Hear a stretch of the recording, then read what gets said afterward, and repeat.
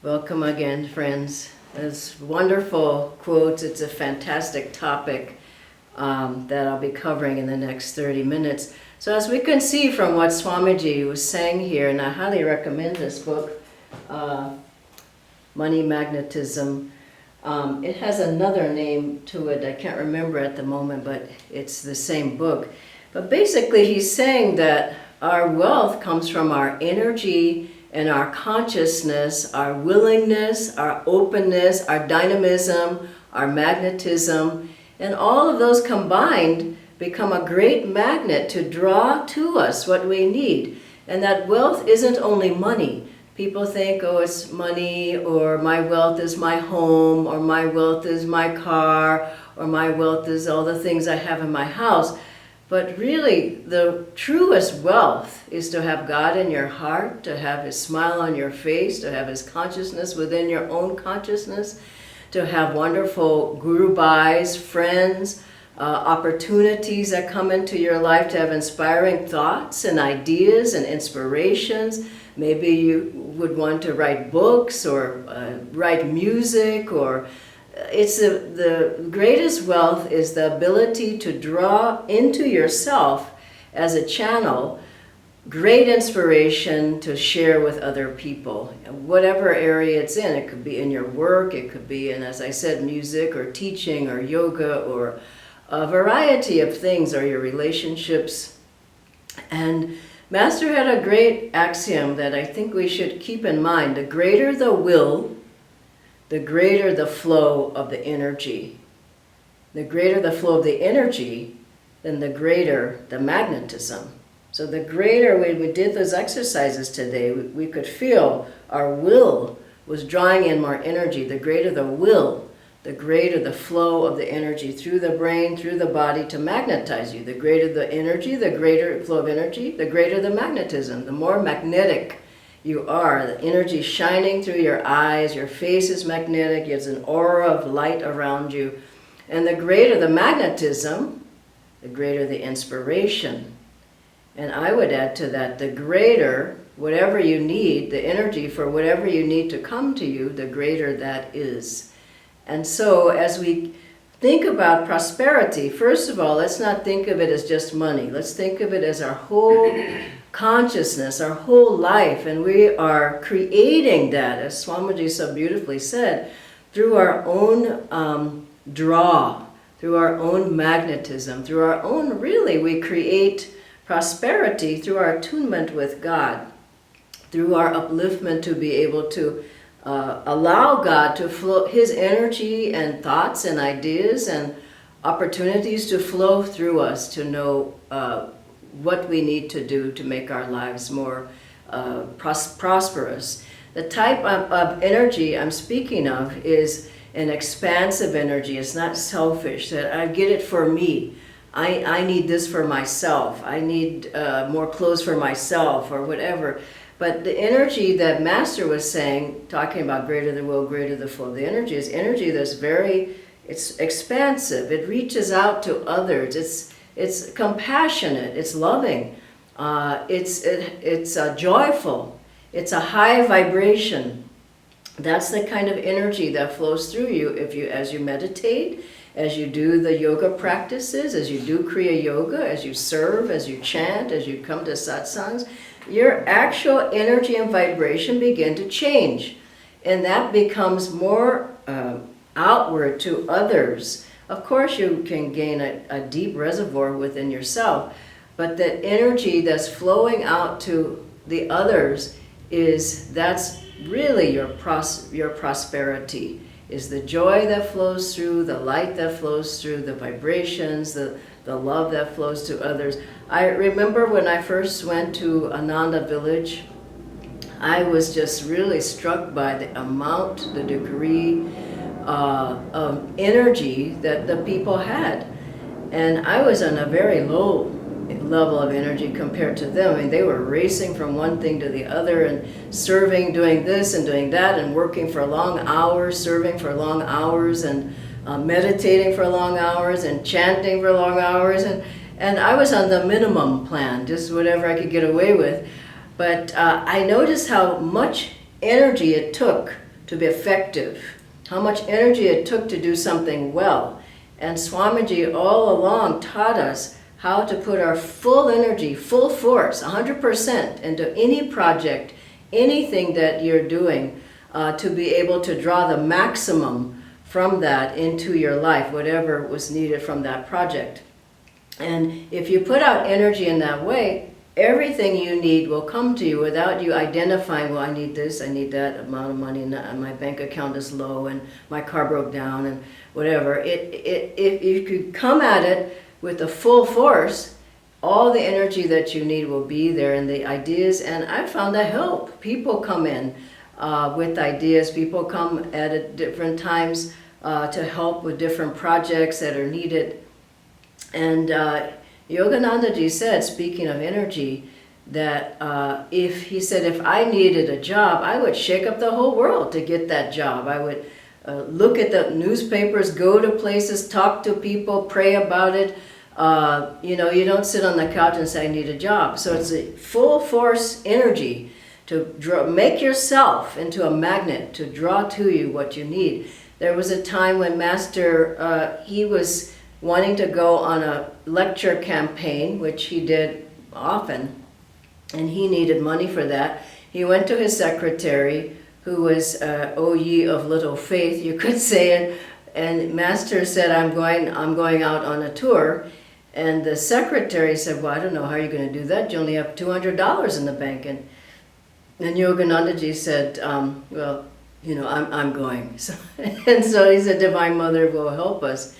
Now, he was a dynamo, and his energy was focused, it was concentrated, it was flowing from God and all the Masters 100%. So Master was walking down the streets in San Francisco, and I'm sure maybe he had on a suit, but he certainly was Indian and looked Indian. So he dark skin, long hair, I don't know if he had on robes or what, but he was there, and a man approached him and he said, I want to help what your work is, whatever you're doing here in America.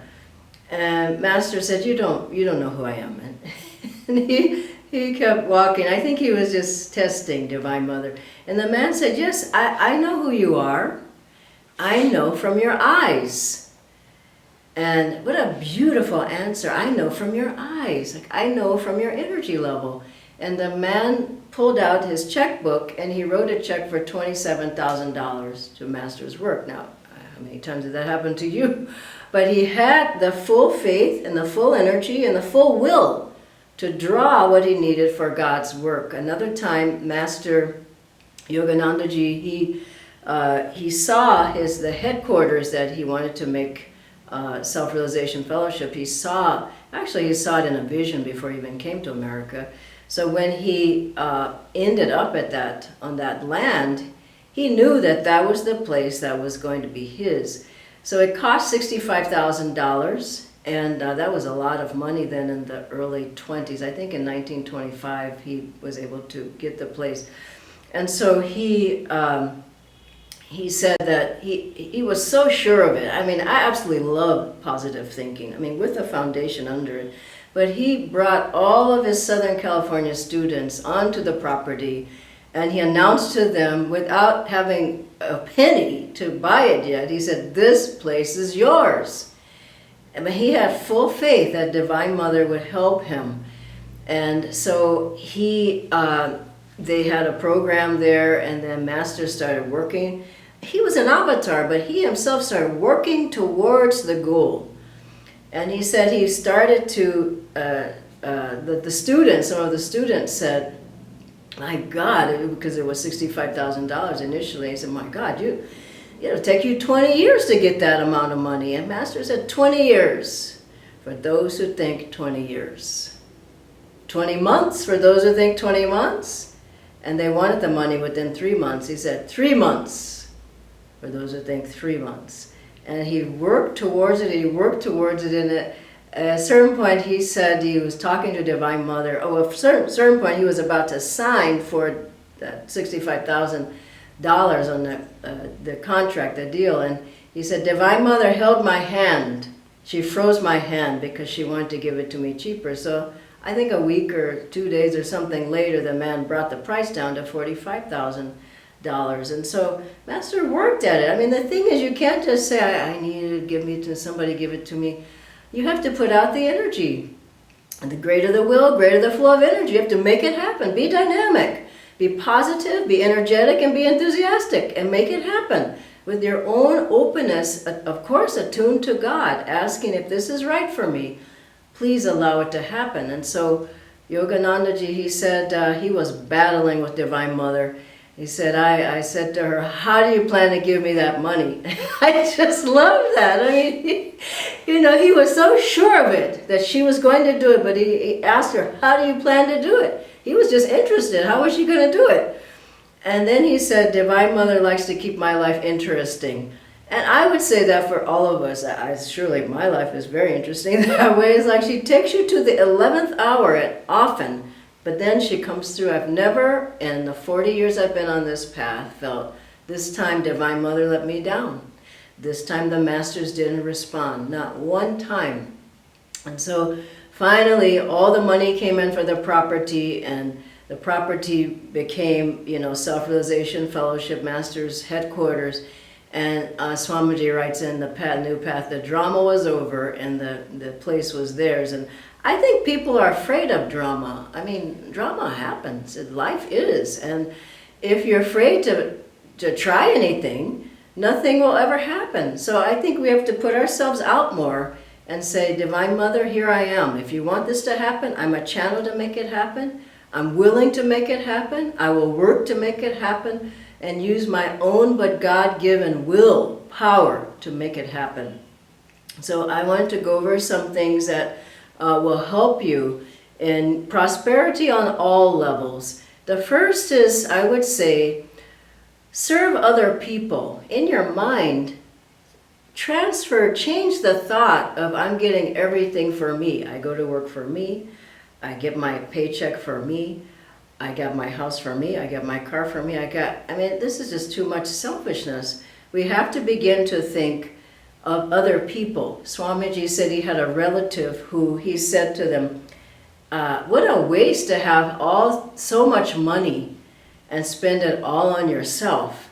And the relative was one of his cousins, I think, and she said, well, that's a novel thought. It seems really ridiculous. You have all that money and you don't think of anybody else. And so as we think of others, what I've seen in my life and my Guru Bhai's friends' lives, so much more you complete. If God gives to you, you give to others, and then God gives to you, and the energy flows and the magnetism flows, and whatever you need comes to you, and people come to help you, and all kinds of things happen. But if you block the flow, nothing happens for you.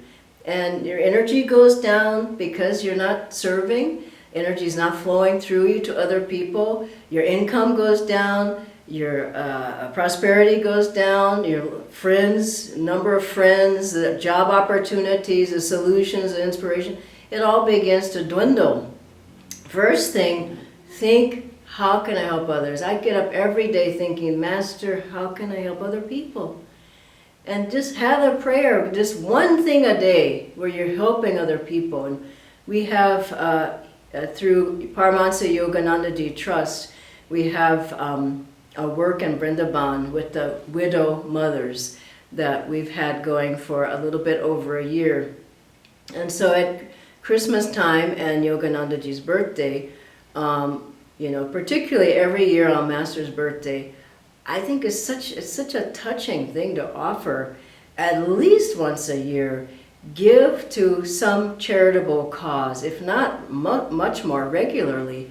But we have, for people who come to the center, they'll be giving, a donation towards that cause. And then for Master's birthday and for Christmas, people will be able to bring some gift for one of the Guru Bhais. We call it the Divine Mother gift. It's anonymous. No one knows who gave it to them.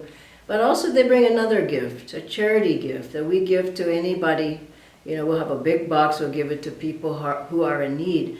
So that's one thing to do, is think of some organization, some charitable group, somebody in need. We have a man across the street. Some of the devotees gave us jackets for all the young fellows who work for us here. And, we had a couple of extra ones, and so I gave one to one of the guys to run over to give it to the iron walla. And just think of things that are just simple. It doesn't have to be big and large. It's just simply giving. Think of yourself as an open channel for the gift of God's love to others. Another way that at Ananda we practice a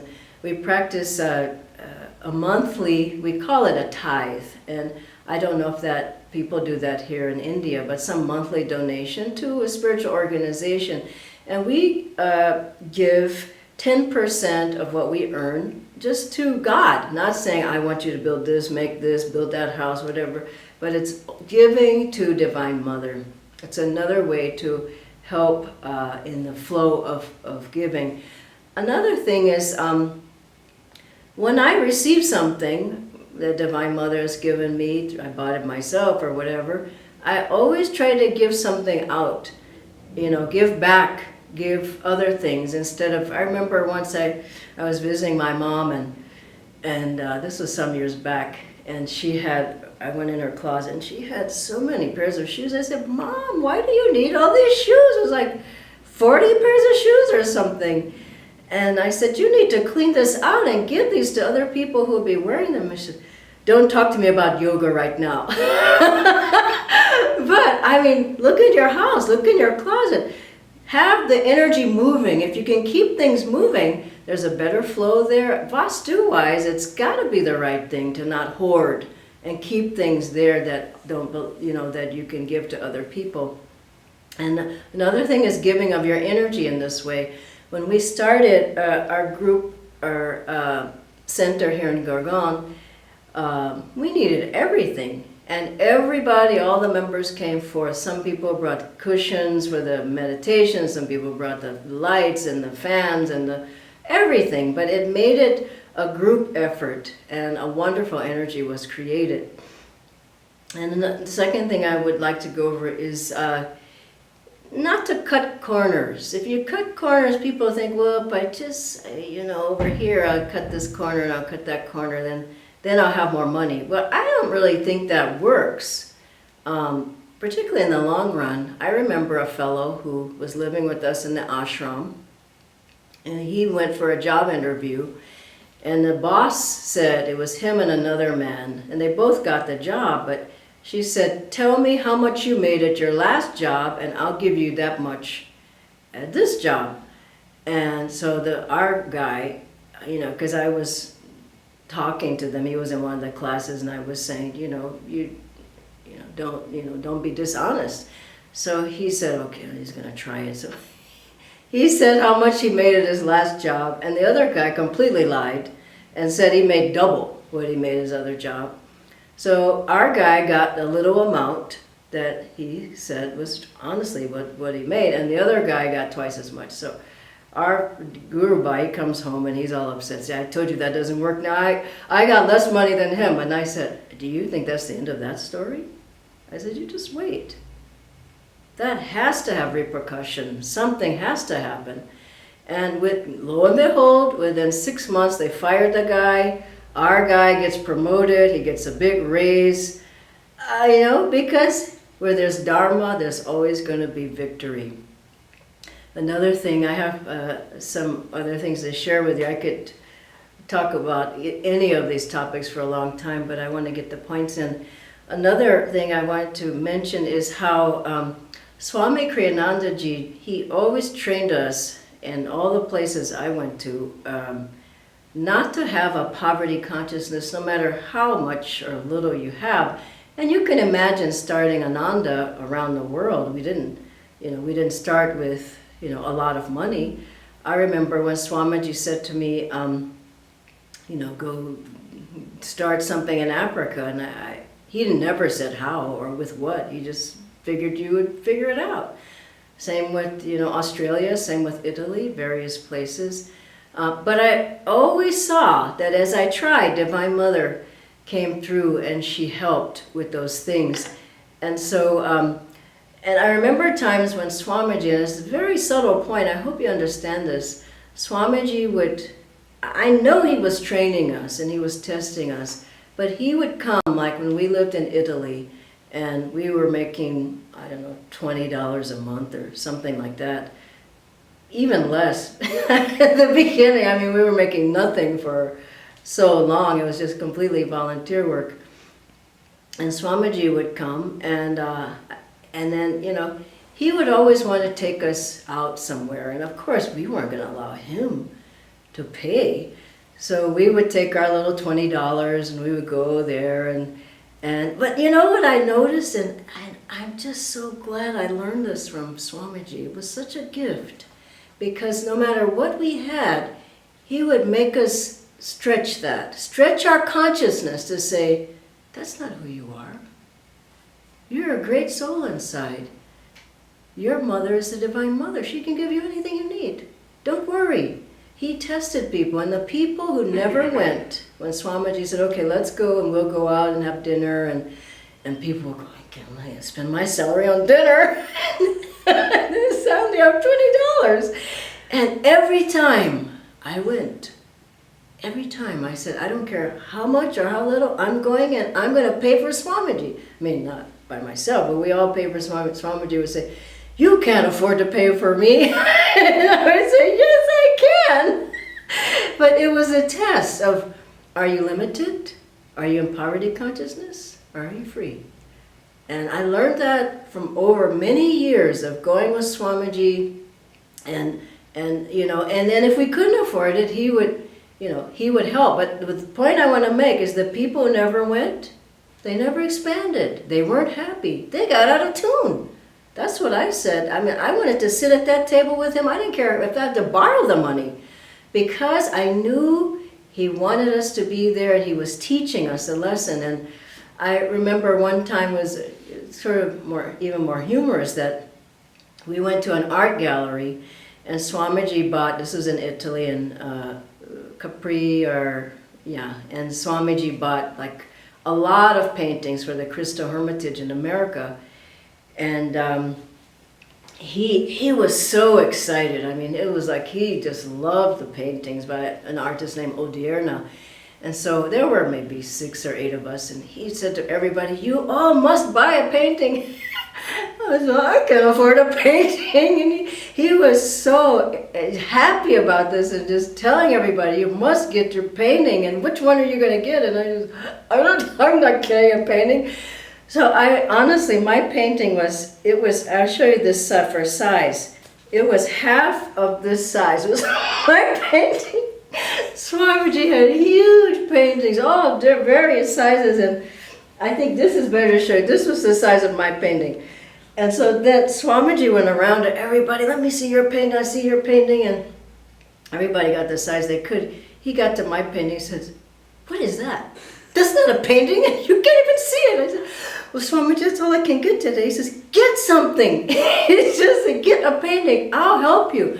And that's what he wanted us to at least try. And he bought everybody, all of us, beautiful paintings and good big sizes. But I could have just said, no, I'm going to go out and find another store or whatever. But it was always just help keep the energy flowing. And boy, I just loved learning that, because now I can be free. And Divine Mother always helps no matter what. So the attitude is the most important thing in everything that we're doing. If you want to be successful, you've got to have a giving attitude, you've got to have an expansive, free attitude, and you've got to be happy about it. It's something that you're happy to do. It's not, I'm doing this for a paycheck, I'm doing this because I'm supposed to do it, I'm doing it, I hope nobody sees me, I'm not going to do it with my full energy. And I read a couple of autobiographies, one of Usain Bolt, who's the fastest man in the world. He's really fun, I really recommend his book. The thing I got from that was he so enjoys running. And he enjoyed it. He didn't get into running because he wanted, he wanted this or he wanted money or whatever. And I read also a book on Pele, the Brazilian soccer player that everybody knows. And he just said, I'm just doing it for joy. I love what I'm doing. And if you do things for joy, then you're magnetic. And then everything else comes into place. This is what I found. If you do it because, how much are they going to give me? I mean, where's the joy in that? And so don't think of the results. Think of the energy that you put out, and that energy will draw. I remember when I first came to Ananda, I had a very good job in Palo Alto area, Mountain View exactly, but I was so unhappy. You know, it's like Swamiji says about Howard Hughes, who was one of the wealthiest people in the world at the time. And one interviewer asked him, "Well, are you happy?" He says, "No, I'm not happy." I was so unhappy, and I was making a whole lot of money, but I thought, I mean, what is it doing? It's not doing anything. And so I dropped that, and I called Swamiji. I said, "I'm free now." He says, "Okay, go up to San Francisco and help at Ananda House." So I went from that amount to $35 a month, and I was the happiest person around. I was sleeping on the floor. I went from a beautiful place I lived in. I was sleeping on the floor on a futon in a little room, and there was another girl there, and my head was up against the door. So anytime anybody came in or out, my head would sort of get hit. I was so happy there because it had nothing to do with money. It had everything to do with, I'm free now to serve, to be joyful, to give.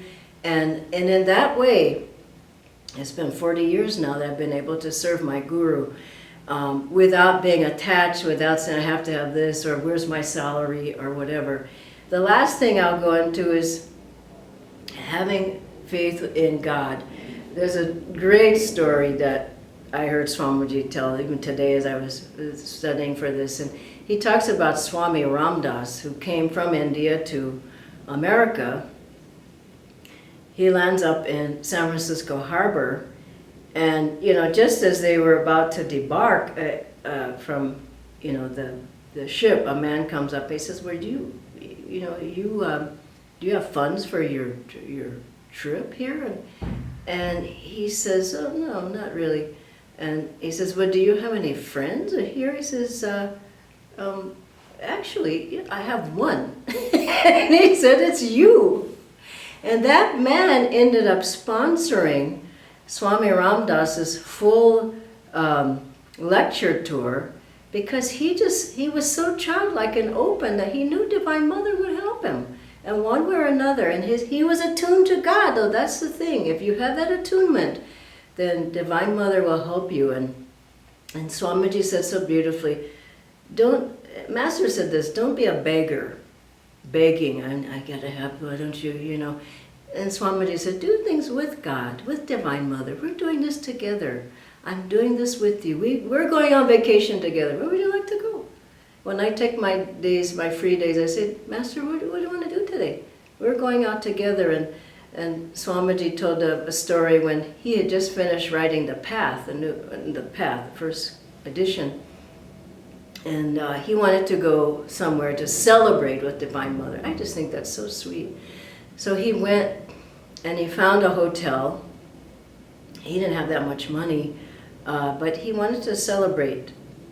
And there was another place, he said it wasn't as nice, so he wanted to go with Divine Mother, so to a nice place. So he goes and he's about to open his wallet to pay the man.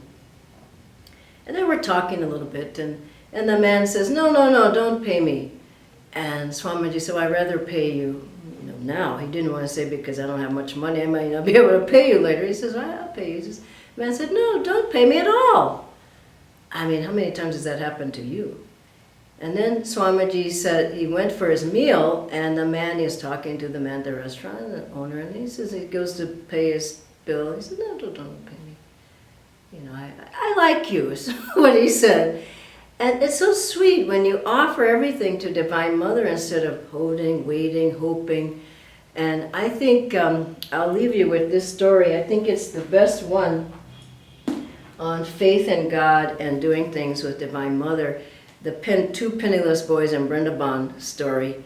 I can't read it to you, but I'll ask you tonight if you can, read it from Autobiography of a Yogi. Because Master, like Arjuna, Arjuna chose Krishna over all of his soldiers. He chose God. If we choose God, I've never found it to fail that whatever I needed, if it was people, friends, our ashram came that way, our center came that way, our cars came that way. For the ashram, it was all Divine Mother. But Master is sent out by Ananta to Vrindavan, and he's not supposed to beg, he's not supposed to take any money and all this. And I just love what he gets greeted by Gauri Ma, who gives them, I think, a 14-course meal, but you can read that on your own. But I love Master says immediately, and I'll close with this, to his brother Ananta. He says, I accept the challenge. No hesitation was in my words or in my heart. Grateful memories flashed of the instant beneficence, my healing of deadly cholera through appeal to Lahiri Mahashaya's picture, the playful gift of the 2 kites on the Lahore roof with Uma, the opportune amulet amidst my discouragement, the decisive message through the unknown Banaras Sadhu outside the compound of the Pandit's home, the vision of Divine Mother and her majestic words of love, her swift heed through Master Mahashaya to my trifling embarrassments, the last-minute guidance which materialized my high school diploma, and the ultimate boon, my living memory from the midst of lifelong dreams. Never could I admit my philosophy unequal to any tussle on the world's harsh proving grounds. Om Shanti Shanti. May these words help us all to put our faith in Divine Mother's hands for health, for wealth, for everything we need in our lives, in our attunement with her. God bless you all.